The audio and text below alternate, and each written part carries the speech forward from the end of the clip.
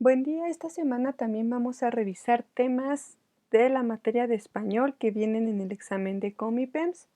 Vamos a hablar sobre elementos que intervienen en la coherencia, la cohesión y la adecuación en los textos.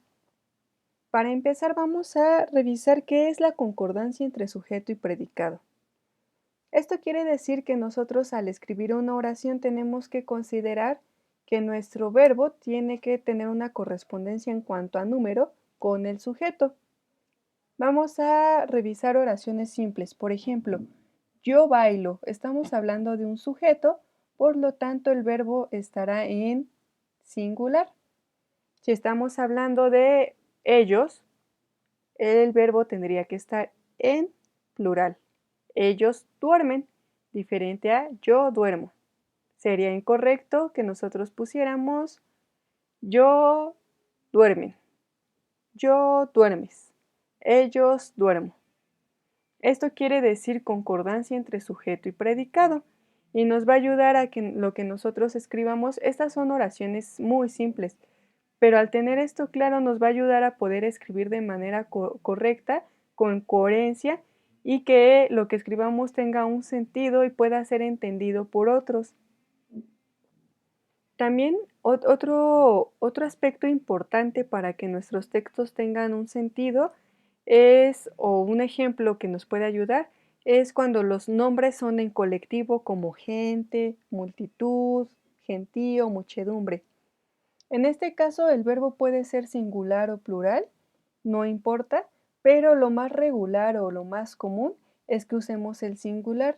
Por ejemplo, la gente es egoísta.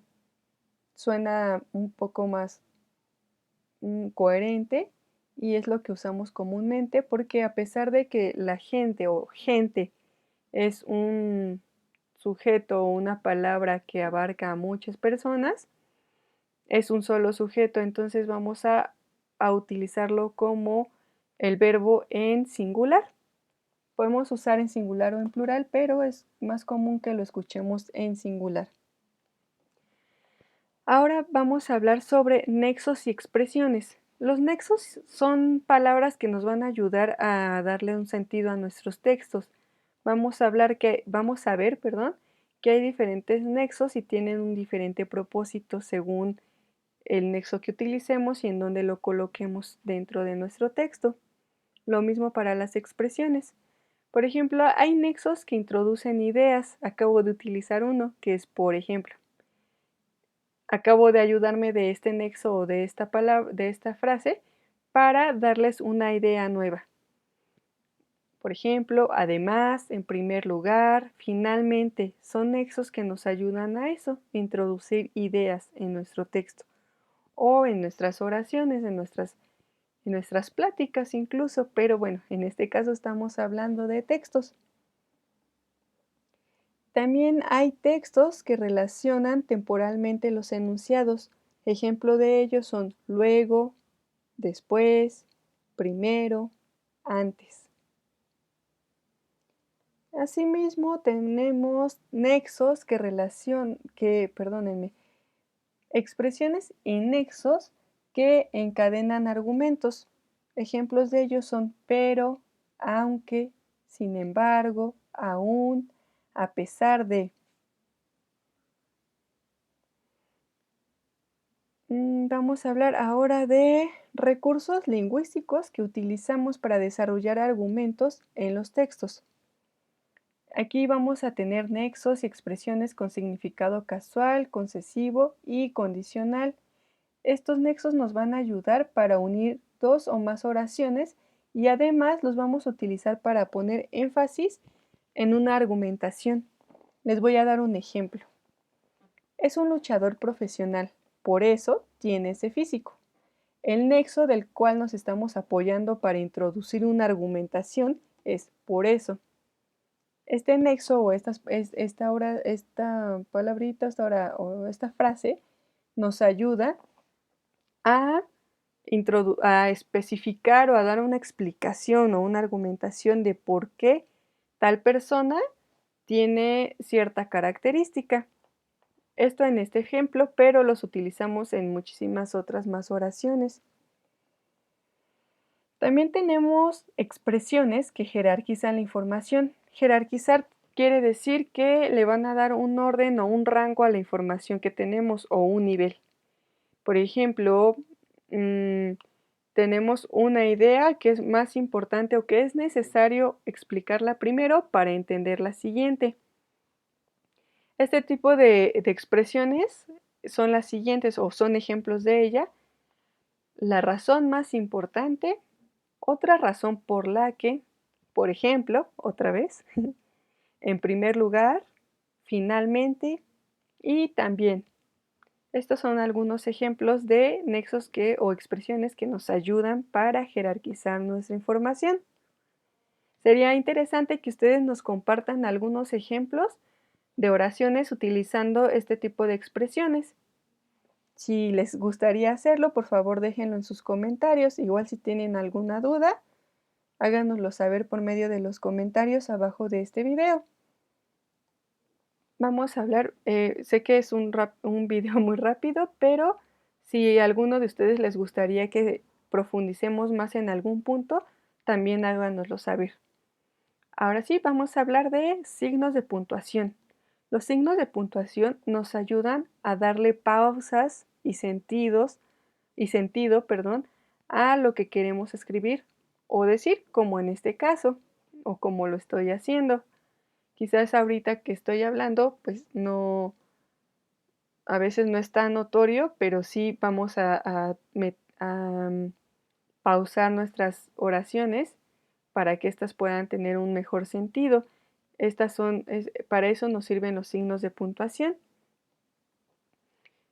Hay diferentes signos de puntuación. El primero que vamos a abordar en este momento son los recursos que nos ayudan a citar o resaltar información.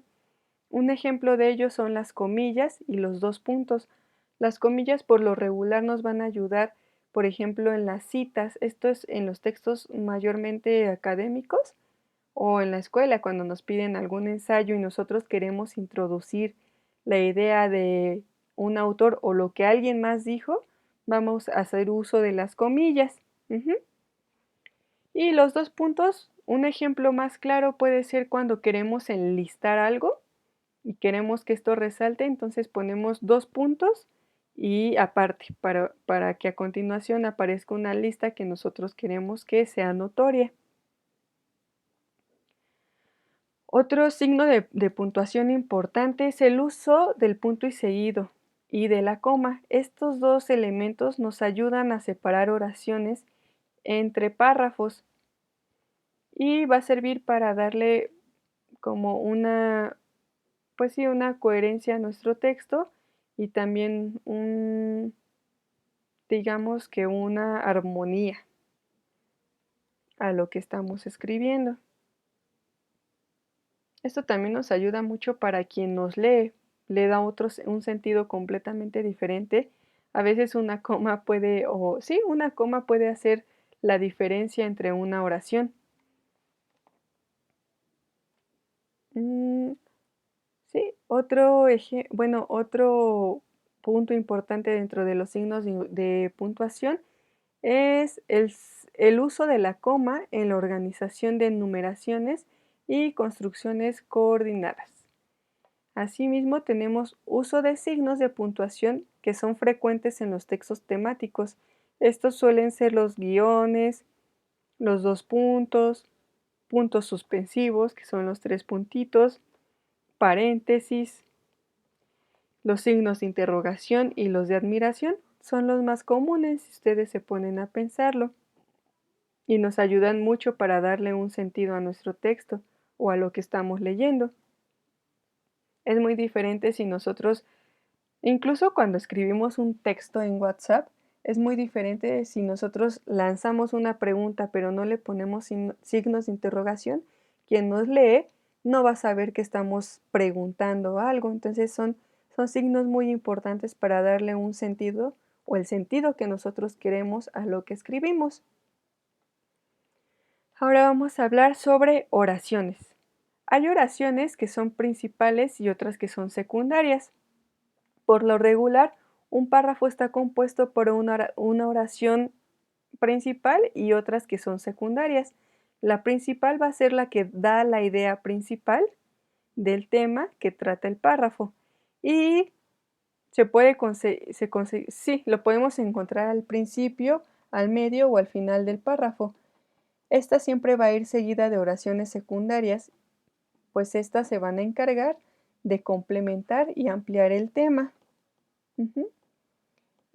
También tenemos enunciados que introducen información. Estas pueden ser oraciones temáticas o definiciones. Las vamos a denominar oraciones temáticas porque dentro de un párrafo pueden expresarse por sí solas, pueden expresar el contenido de dicho párrafo y proveen el orden de las oraciones secundarias, que son las que amplían el contenido del texto. Un ejemplo de esto es el siguiente. Fueron declaraciones polémicas. El ministro aseguró que la inflación está controlada y que el juicio de corrupción es un tema cerrado.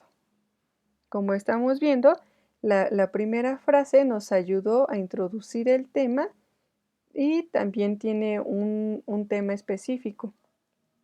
Desde el inicio nosotros podemos intuir de qué se puede, sí, que lo que vamos a leer después es algo polémico, como lo dice, controversial. Podemos intuir más o menos sobre qué tiene que ver o qué podemos esperar de esa segunda oración. También tenemos enunciados que amplían la información.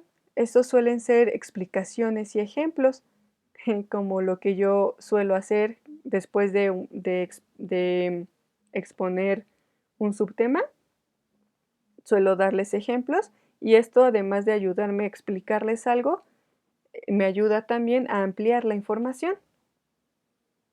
Esto, como pueden ver, lo hacemos muy cotidianamente y es importante y de mucha ayuda cuando escribimos un texto, porque recuerden, cuando escribimos un texto, no solamente es por escribirlo, sino es porque queremos que alguien más lo lea y alguien más lo entienda, no nada más nosotros.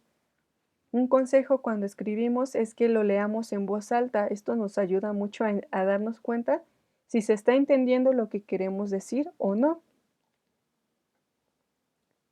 También vamos a tocar un último punto que es muy importante dentro de los textos para poderles dar coherencia y un sentido y cohesión o que esté unido entre sí. Son las funciones semánticas del presente simple del indicativo, habitual, histórico y atemporal. Vamos a ver estos tres por separado para entenderlos un poco más. Primero vamos a hablar sobre el presente indicativo. Este es un tiempo que expresa simultaneidad entre la acción y el momento en el que se habla. Aunque este sea el sentido fundamental del presente del indicativo, también se utiliza con otras funciones que dan significado distinto a este tiempo verbal. Por otro lado, bueno, esto es en general, perdón. Y ahora sí, hablando de los tres presentes, de los tres presentes que vamos a utilizar, que son el habitual, el histórico y el atemporal, vamos a ver primero el habitual. Este se refiere a acciones que se realizan cotidianamente. Estos actos pueden llevarse a cabo en el momento de hablar, pero han ocurrido antes y seguirán ocurriendo después. Un ejemplo de esto es el siguiente. El grupo de segundo de secundaria estudia la asignatura de español. Entonces, en este ejemplo, como lo acabo de decir, es algo que puede que se esté llevando a cabo al momento en el que yo hablo, pero también ha ocurrido antes y seguirá ocurriendo después. Ahora sí, vamos a hablar del presente histórico. Este lo vamos a utilizar para expresar hechos pasados, pero dándoles un matiz de actualidad. El contexto deja claro que es una acción que tuvo lugar en un momento que ya pasó, pero nosotros lo escuchamos como si fuera presente. Un ejemplo es el siguiente. La Segunda Guerra Mundial empieza en 1939. Es obvio que es un hecho que ya ocurrió, pero lo estamos exponiendo como si fuera presente. No obstante, no deja de ser una oración del pasado. Entonces, este es el presente histórico. Y finalmente vamos a ver qué es el presente atemporal. Este no vincula la acción a ningún momento cronológico concreto, sino que refleja hechos universalmente válidos. Este tiempo se utiliza principalmente para definir, describir y explicar. Un ejemplo es el siguiente: el hombre se encuentra en perfecto estado de salud. No estamos hablando de ningún tiempo en específico, pero deja claro una descripción y una explicación. Bueno, hasta aquí el tema de esta semana, que fue un poco extenso, pero a la vez fue muy rápido, muy breve, porque son muchos subtemas. Quizás fue algo superficial, pero es un primer acercamiento a los temas del Comipems. Si ustedes tienen dudas o quieren profundizar, les gustaría profundizar en alguno de estos subtemas, por favor háganoslo saber. También si tienen alguna aportación para que nosotros conozcamos cómo ustedes utilizan estos nexos, estas expresiones, por favor compártanlas con nosotros.